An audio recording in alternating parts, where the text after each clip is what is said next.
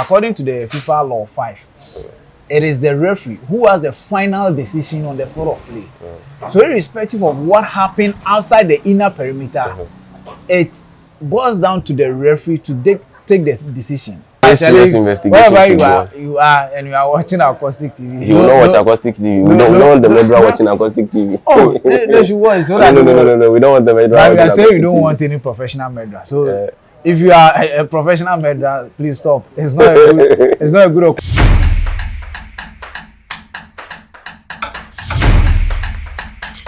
What is up? Welcome to another episode of the Akostik Trends right here on Akostik TV. My name is Wonder. Now, today we are focusing more on a lot of sports and of course politics. What is your latest news out there? You know what's trending when it comes to politics, what's trending when it comes to sports.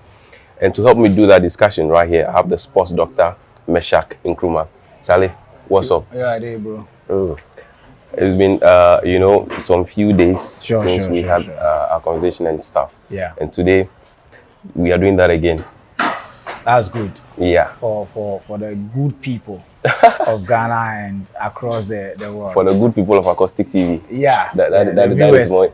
Those who are watching us are our people. I salute you. Yeah, I salute you. And I always commend Akostik TV to you on YouTube. So make you subscribe to the channel. You pass your comments. Any challenge, like any question, anything, just bring it on board. That's a good one. We're going to, work on that. Have fun. We cherish you guys. Charlie, let me delve right into the conversations. Okay. Let's start first with the tragedy that happened in the world of sports just a few days ago. What's up? What's the story? If you want to share with us the details of that story.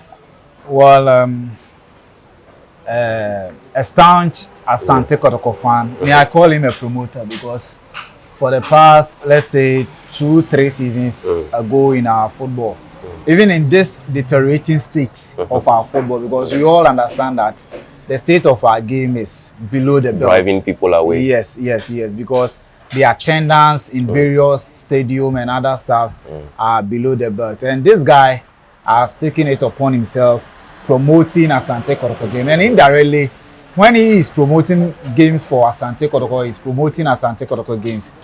It indirectly comes to the opponent because the opposition clubs will also benefit. Definitely get a light. Yeah. Let's say Hasselhoek and Kotoko is playing in Kumasi Barbara Sports Stadium. You see this guy on all media platforms speaking about Asante Kotoko, inviting fans to attend to that particular games and other stuff. So me, even though he's a staunch supporter, I recognize him as a promoter of this particular league. And he's called Manaya Francis Frimpong. Right. Yeah.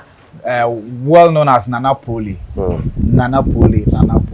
So everybody knows him as Nana Poli, right? Yeah, everybody calls him Nana Poli. Right. So what happened is that this guy, as I told you in the preamble, he has been on media platforms to, promote Asante Kotoko games. So in the Ghana Premier League, my dad went on at Nana Kromansa Park in Nsoatreman. This guy was there. But looking at some videos circulating around social media and all over the place, the arrival of the team was there was somehow misunderstanding there. You saw the guy in it, he even granted interview that, oh, Charlie, the way these people are receiving us, the reception is not good. That was just by the way, because I've been into so many stadiums or so many, let's say, parks, playing Premier League games and then Division 1. And it is normal within the clubs, the supporters, the team management and other stuff. But after that, the game started. When I was watching the game, after first half, it was a Sunday, right? It was a Sunday. Yeah. And the second half, around 5, 6, 7 minutes into the second half, we saw the players, fighting on the field because there was an incident on the sort of play. I saw him vehemently arguing with somebody, like a group of people. He alone among them was vehemently arguing out. I don't know what caused the whole issue though. Yeah. So I was coming to that point. So in a game when the game was going on, the center referee George Vomao whistled for a foul in favor of the opponent, that is Nsoatreman. And like the players seems to be, I mean, confusing themselves. Like there was so much pressure on the players. They were fighting each other, like in a rumble jungle and other stuff. It wasn't good for the game. So the game went off, like even on TV, because I was watching from home, and the host of that particular match said, "Oh, Charlie, the way things are going at the Nsoatre Park, you know, even one of their camera guys have been injured, so they wanted to hold on. They have to see the match, even though the match was not seen, but they cannot give us that coverage anymore. So some of us, so they have to retreat. We quickly went to social media to monitor things, and what we heard was that the game was suspended for over 50 minutes to, I mean, calm the supporters down, because when the players were fighting each other, the supporters also tried to, I mean, throw missiles or throw stones and other stuff on the field of play. Oh, so it was that bad? It was chaotic on the field of play. And we heard, even though later on there was a video circulating that the owner, the bankroller of the club, Honorable Ignatius Bafowia, in fact, he's a former MP for Sunyane West and a former minister for Labour. And he is the owner of the club. So he went to the field to, I mean, calm the supporters down. We all saw the video circulating that he was calming them down and other stuff. Going into the matters, where Nana Pole Devs comes in, from what has he? Hold on, before you continue. Yeah. But has the owner of the club issued any statement or whatsoever? He hasn't. He hasn't issued any. Is there any legal, the only statement is that the Ghana police has arrested him. He was sent to court. There was looking at the proceedings and other stuff. He was billed and I think 50,000 Ghana cedis plus other 2 suspects, and later Wednesday to another 2 suspects have been arrested. And the latest news on this today, Thursday, like there was a lady who was very influential in that particular tragic.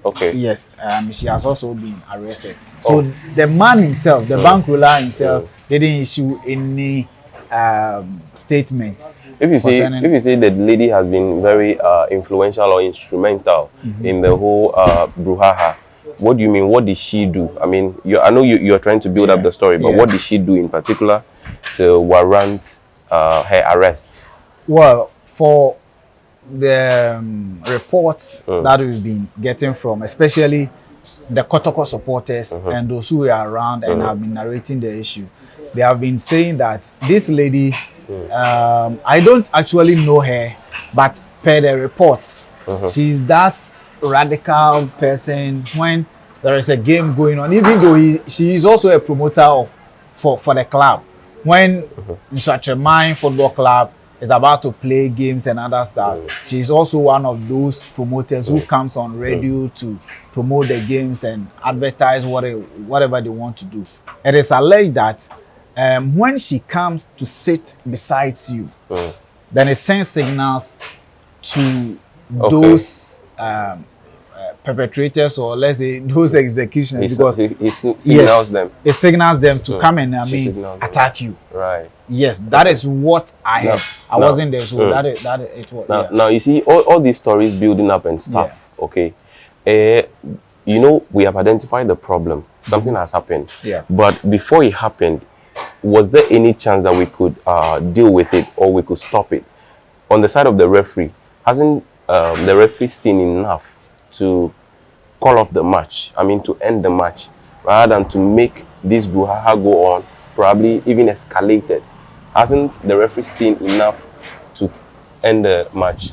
Well, for the referee, I think he was doing his job as an officiating official, because the in-game, when something is, although it is in the rules that if there is something going on around and you are not okay with it, if you are not comfortable as a referee, even your assistant lines, any of them, either one or two, if he, I mean, complains or if she complains to you that, oh, something is going on, I don't want to be on the lines, you can choose to call the game. Per the rules of the game, you have to call it. Per the rules of the game. But this actually happened in a way that it will involve in the players.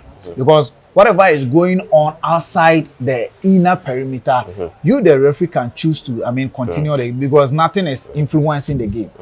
I hope you are getting it. Yeah. So in game happening, that was when the game was suspended, and he issued red cards to the players who were involved in the incident. Yes, involved in the incident in the inner perimeter. So the outside perimeter, he has no choice than to allow the game to, I mean, flow. To go on. Yes. You're still watching the Akostik Trends. As it happens, we bring it to you right here on Akostik TV.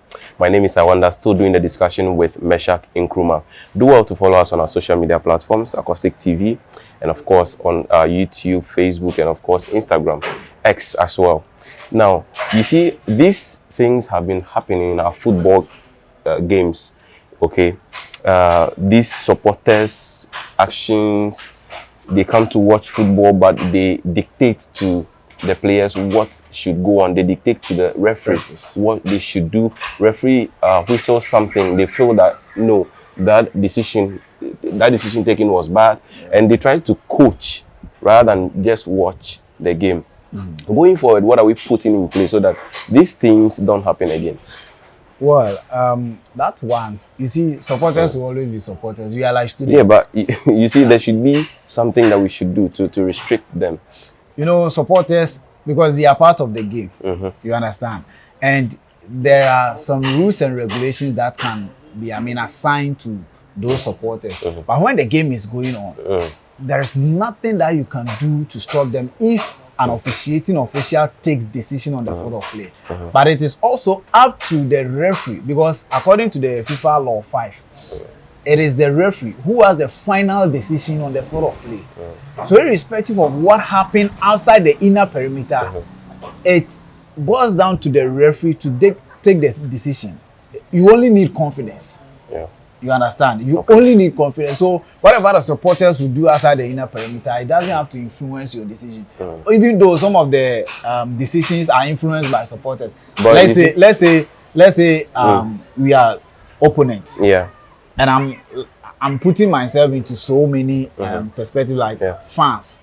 And if there is an incident in your 18-yard box, and especially if I'm the home side, because I have the numbers, so we can shout penalty. So the referee, you understand? It still shouldn't influence you. Yeah, of course, I know. Because by the time you realize you've blown the whistle, blowing the whistle. There's no VAR to check. For what? Yes, especially when you don't have VAR. So the moment you've blown the whistle, if you take a different decision, this referee, what are you up to? Yeah, it's going to escalate. So the moment they shout penalty and you are being influenced, I'm not saying that it is always the same. It's always happening. But sometimes when you blow the whistle, that's it. You don't have any option than to, I mean, accept that decision or to take that particular decision. So supporters are influential. When they are on the field of play, bullying referees verbally and those kind of things, you know.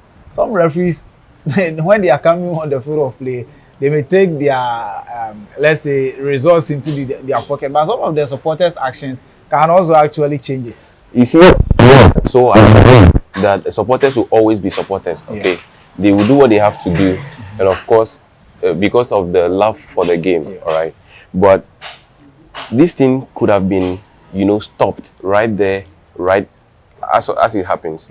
What was the police doing? Was there no security on the grounds? If there were securities, what was their job? Couldn't they have seen this, this incident as it starts before it even escalates? What did the police do about this? The report, some referees, when they are coming on the field of play, they may take their, let's say, results into their pocket. But some of the supporters' actions can also actually change it. Some referees, when they are coming on the field of play, they may take their let's say results into their pocket, but some of the supporters' actions can also actually change it. Was so high. I don't want to go there, but you see that Bono and Asante conversation, and not even that alone. Looking at how the zone 1, when I say the zone 1, the division 1, there are 3 zones. The zone 1 is those in the northern and the Bono, and the zone 3 is those in Accra and other southern part. Going to Kumasi and western and central, they are the zone 2. When you check the records of the zone 1, that is the BA and the northern, there have always been violence around. So even now that I'm speaking to you, they've, multiplied, partitioned the group into 2. Okay. Due to violence. Those in the north and those in the B or those in the Bono, they have that particular rift between them. Like, oh, if you come to this side, we'll beat you. If you come to the other side, we'll beat you. So the GFA have decided to, divide them into 2. So you play the zone 1A, zone 1B. So at the end of the season, the issue is that they want to solve that particular violence and other stuff in the game. So that place like Doma, Brekum, Chelsea, all those venues in our game, they are known for this. They will bully you. So if you're a referee, if you are an opponent and you're going there, and I'm not saying that they have been doing it alone. Sometimes they also have their own issues. Like, okay, when you went to, let's say, Kumasi, they did this to us. So it's kind of like a retaliation or something like that. You see, people do this for the love of the game. I understand. But you see, Ghanaians, we've always been we've not been proactive when it comes to reacting to issues and all that. We always allow the thing to happen, then we issue a lot of statements. That's the most stupid thing they always do. They issue a lot of statements, but before the problem happened, they should have at least even worked on it, or they should have even de-escalated. One thing that we faced in this country is fire problems. Fire guts a whole market, and before the fire service gets there, things have already bent. Before in fact, even if they get there, they watch the thing happen and there's no equipment or there's nothing to even salvage the situation. So I just feel like even as much as there were securities there, they couldn't do anything about it. Even if they had the opportunity. They couldn't even provide the security, the number of security men that they requested, the 150. You see exactly what I'm saying. So but the problem is we are not punishing people enough for the things that you do to serve as a deterrent or escape route. Let's say I think stadium, when you go to the stadium and somebody wants to beat you, Charlie, he can beat you and go scot free. Yes. Because you can say that it's a match. We went to watch game. This guy was, let's say, some people don't come to stadium just because they want to watch games. So, I've been in so many venues where some people even enter a restricted area. Where they enter the venue holding there's a cigar and other stuff, beer and other stuff. The person will not come to the field to watch the game. Will be standing somewhere. Feeling good. The moment you get, hey, referee, then the energy that comes to that particular person, you go and shake the inner perimeter, hey, referee. Meanwhile, I didn't see the incident. You understand? So some of them, that is why we normally also blame the club owners and the management. They bore. Because I watched a particular game and the management member incited the supporters. Charlie, you see this referee? Charlie, if you fool today, we go beat him. You understand? So he's being encouraged. Those people are being encouraged by their management team, and they will tell you that our people there, Charlie, if you do rough, it's high time. It's high time we actually curb all these things that happen in our football. This whole football brouhaha started some way back. Even some of us grew to hear stories of people being stampeded. There was a brouhaha in the stadium and people were running and they walked over a mass number of people. They died and stuff. All these things happened in Ghana, yet we couldn't put any measures in place to curb all those things happening, reoccurring again. And I understand. It's the way we are as Africans. The number one thing is, let's take this case study. very, very, very important because if those suspects, let's say, the court now the issue is in court, so let's see how they work on it. They should punish somebody because we are Africans. To punish somebody, even in Europe, they always say that they don't need any page invaders and other stuff. They've put some measures in place to curb those things. Yeah. You understand? Yeah. And there is a charge on that. If you enter the page, we are going to fine you and others. Like you rightly said, we don't punish people well enough. Yes. If I know, we know some of the fans, they know that, oh, if I enter the page, they will punish me or they will fine me. But still, the person will go in. Because they can afford the only thing is that not to afford it, the person will just want to come into the news. You know how the white men do their thing. But in Africa, we just want to, cause trouble. And if you are not being punishing those people, other people will also,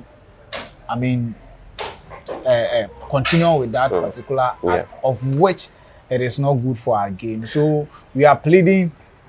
Even though today there is a meeting going on between the Ghana Football Association and the Ghana Police Service. Okay. To see how they can collaborate security and safety measures in place. Even though that one is important, but for me, the main thing is to punish these people to serve as a deterrent to others. Right. So that if I'm entering the stadium, because it's not easy now. Me myself, I don't even go to stadium like I used to love to go. Because if somebody hurts you, go free, like nothing is going to happen. I would want us to and it is not even good for us to, send your case there. Yeah. Like when you watch games on TV and other in Europe, you see this small girl, small boy wearing a Tottenham Hotspur jersey, wearing a Barcelona jersey in Ghana. Will you get that courage to send your child to stadium? We'll discuss what the issue of ambulance and probably the health equipment that was available on the incident before, on the the venue before the incident happened. Yeah. But before that, you're still watching Akostik Trends right here with me, Nsawanda. Do well to follow us on our social media platforms, Akostik TV on Facebook, YouTube, and of course IG. The incident has happened, okay? Yeah. Somebody has been stabbed. Unless, of course, the person is stabbed in the head, in the neck, or probably through the heart, or somewhere that will end the person's life within a split second. What was the ambulance doing when this person was stabbed? Why was the person not saved? How come the person wasn't saved in time? Was ambulance on the venue? We interviewed one ambulance service personnel on our channel just yesterday, and he was saying that they were only 4, and because of the incident, there were only four on the venue. Yes, on the venue, and they were attending to other people. Yes, that is what he told us. So, you understand? So somebody has been stabbed. They were attending to other people. Were attending because was these people that they were attending to were their heads cut off or what? I don't know. Like if you Charlie. You see, I feel it's just an excuse. Yeah. It's just a flimsy excuse. The issue is it has happened. You understand? So when the heat is coming on them, they will find ways to dodge it.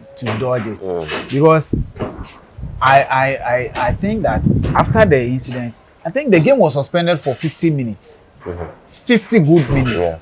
So when did that incident happen? When an ambulance service with 4 personnel stand by, let's say 3 or 4 casualties. Let's say the record straight. Okay, so it's an ambulance. Yes. One ambulance with 4 personnel. It still doesn't change anything. It's just one ambulance. That is now, when you said 4, I thought there were about 4 different ambulances. Oh no. One. I think they had 2. It was supposed to be 2. Two One for supporters. yes. one for two is still less. It's still too less. You know, you understand, but that is in our country. That is what we are trying to, I mean, suggest to the highest decision making body. That is the GFA, and then the security personnel who are going to sit down today. That all these things must be, I mean, looked at very seriously. We have to take these things serious. 3 or 4, but you see sometimes the games like are categorized. We are not being punished enough. You see, the games are categorized. Let's say Kotoko and Kotoko. There is no way they are going to bring 1 or 2 ambulances. You see, so that's where discrimination comes in. So probably sometimes you understand them. It's like a bully. You see, right now it is not. I understand. There is Kotoko, there is hacks. Yeah. So you know that definitely it's going to pull crowd. So there is Kotoko, and so there is it is being measured. It is being measured by the crowd. Yeah. So it's a discrimination, because you think say, oh, this match might not garner a lot of people because the opponent team is you know, it doesn't have much supporters or something like that. So you are automatically discriminating against them. You see, I know a small team has caused something really big now. That is where we are right now. They have to improve. Even if they improve the smaller class or those category B and the C, still House of Folk, and Asante Kotoko, you have to beef up. I mean, I hope you are getting it. It should be done to all games, Charlie. No, it should be done to all games. It depends on the venue. You understand? Even the Nsoatreman, if you go to Accra Sports Stadium, you have they created some spaces for the ambulances. You understand? Yes. So when but what you're saying, it means that so Asante Kotoko and Hearts are meeting, are clashing in a game. Yeah. So it's kind of like a lion and a tiger meeting. Yeah. A tiger meeting. Sure. But you underestimate the fact that a lion and a cobra, or probably House of Folk and Kotoko supporters will not even fight. But you expect something like this to happen, so definitely you beef up the security, right? Yeah. But what I'm saying is that you see a small animal as small as a cobra, a very tiny one, thinking that it's going to clash with a lion. So probably lion supporters will be more, and cobra supporters may not be more. A single bite from a cobra can end a lion's life. Yeah. That is exactly what happened in this situation, and people are dead. We provided only one or 2 ambulances, which is extremely less. Sure. At least, if nothing at all, ambulance should be on the venue, and even outside the venue. At least 2 outside the venue, and probably 4 in the venue, but 2. You see where we are right now. Yeah, and I get it. It's a Ghanaian attitude for us. So for me, but you see, for the ambulance and those kind of stuff, even if you go to Europe, they have certain games. Like if Liverpool and Manchester United are playing in a particular game, either Anfield or Old Trafford, the security, the numbers, and the ambulance and other stuff, they improve the numbers rather than the other games. I understand, but we should just be ready for anything. That's it. That's what I'm saying. So here in this case, even the one cry is not enough. You understand? The one with 4 personnel. One with 4 personnel. You're still watching the Akostik Trends right here on Akostik TV. And I'm sorry. Sure. Do you know the last words the guy talked about he was calling for the ambulance? You see, when he was I thought he was even dead before sent to the hospital. He died before because the pains, and it was reported that the murderer is a professional murderer. In this case, how he choked the guy, like there was no blood coming out from the body. So everything was draining down in him. You understand? So that is why they were calling him a professional murderer. I've not seen a professional murderer before, but it's just a coincidence. There's no professional murderer. We found one in Ghana. There's no professional murderer. We want the police to arrest him. You know, the police can do that. They should do that for us. I don't want to see the guy dead somewhere. I don't wish him, because we all want to see him alive. So wherever he is, I know the police are doing their best to arrest that particular guy. A very serious investigation. Wherever you are and you are watching Akostik TV, you will not watch Akostik TV. We don't want the murderer watching Akostik TV. Oh, they should watch. So that no. We don't want the murderer watching Akostik TV. We are saying we don't want any professional murderer. So if you are a professional murderer, please stop. It's not a good occupation.